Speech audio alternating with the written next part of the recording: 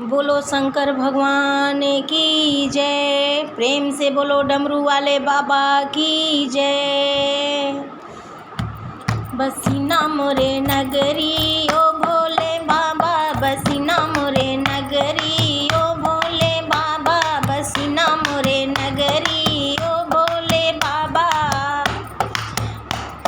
हरिना दुख हमारी ओ भोले बाबा, हरिना दुख हमारी ओ भोले बाबा, बसीना मोरे नगरी ओ भोले बाबा, बसीना मोरे नगरी ओ भोले बाबा।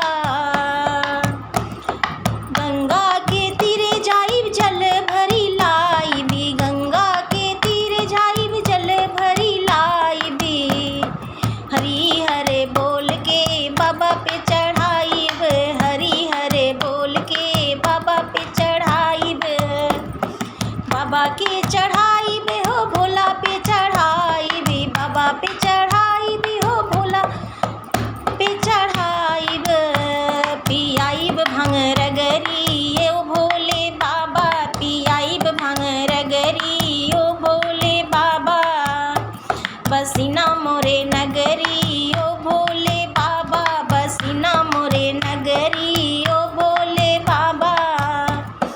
कामधेनु गैया के दूध वाले आइबी, कामधेनु गैया के दूध वाले आइब।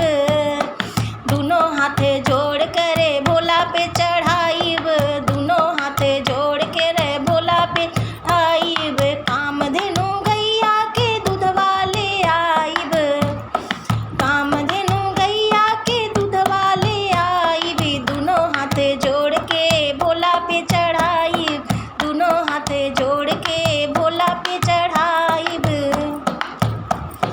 भोला पे चढ़ाइब हो बाबा पे चढ़ाइब, भोला पे चढ़ाइब हो बाबा पे चढ़ाइब।